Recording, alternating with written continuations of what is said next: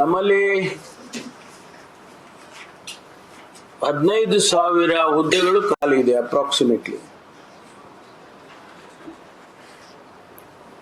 ತಮಗೆ ಗೊತ್ತಿದ್ದಾಗೆ ಹಿಂದಿನ ಸರ್ಕಾರದಲ್ಲಿ, ನಾನು ಅದಕ್ಕೆ ವಿವರಣೆಗೆ ಹೋಗೋದಿಲ್ಲ, PSI ಸ್ಕ್ಯಾಮ್ ಅಂತ ಆಯ್ತು. 545 ಸಬ್ ಇನ್ಸ್ಪೆಕ್ಟರ್ ರಿಕ್ರೂಟ್ಮೆಂಟ್ ನಲ್ಲಿ ಸ್ಕ್ಯಾಮ್ ಆಯ್ತು ಅಂತೇಳಿ ಅದನ್ನ ನಿಲ್ಲಿಸ್ಬಿಟ್ರು. ನಿಯರ್ಲಿ 4 years, 5th year ನಮಗೆ ಸಬ್ ಇನ್ಸ್ಪೆಕ್ಟರ್ ರಿಕ್ರೂಟ್ಮೆಂಟ್ ಆಗಲೇ ಇಲ್ಲ. ರಿಟೈರ್ಡ್ ಆದವರು ಹೋದ್ರು, ಮತ್ತೆ ರಿಕ್ರೂಟ್ಮೆಂಟ್ ರಿಪ್ಲೇಸ್ಮೆಂಟ್ ಆಗಲಿಲ್ಲ.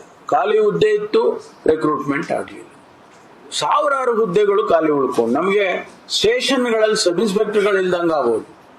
ನಾವು ರೂಲ್ 32, 42 ಅನ್ಕೊಂಡು ನಾವು ASIಗಳನ್ನೆಲ್ಲ ಕೆಲವ್ರನ್ನ ಪ್ರಮೋಟ್ ಮಾಡಿದ್ವಿ. ಎಷ್ಟು ಜನ ಪ್ರಮೋಟ್ ಮಾಡೋಕ್ಕಾಗುತ್ತೆ? ಅವರು ಎಲಿಜಿಬಿಲಿಟಿ ಬರಬೇಕು. ಅದು ನಮ್ಗೆ ಉಪಯೋಗ ಆಗಲಿಲ್ಲ. ಸ್ವಲ್ಪ ಮಟ್ಟಿಗೆ ಒಂದಿಷ್ಟು ಉಸಿರಾಡಿದ್ವು ಅಷ್ಟೇ.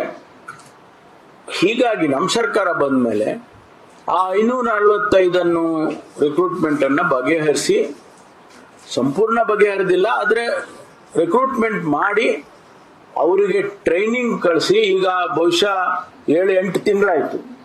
ಇನ್ನೊಂದು 2-3 ತಿಂಗಳಿಗೆ ಅವರು ಪೊಲೀಸ್ ಸ್ಟೇಷನ್ಗೆ ನಾವು ಹಾಕ್ಬೋದು. ಇನ್ನೊಂದು 402 ಜನರಿಗೆ ಅದನ್ನು ರಿಕ್ರೂಟ್ಮೆಂಟ್ ಮಾಡಿದೀವಿ, ಅವರನ್ನು ಟ್ರೈನಿಂಗ್ ಕಳಿಸ್ತಾ ಇದೀವಿ. ಒಟ್ಟು ನಮಗೆ 900 ಚಿಲ್ಲರೆ, ನಮಗೆ 950 ಆಗಿದೆ. ಇನ್ನು 600 ಪೋಸ್ಟ್ ನಮಗೆ ಖಾಲಿ ಇದೆ.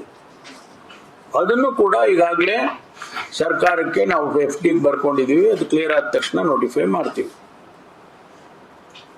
ಬಹಳ ಮುಖ್ಯವಾಗಿ ಕಾನ್ಸ್ಟೇಬಲ್ಸ್ ನಮ್ಮಲ್ಲಿ ಈಗ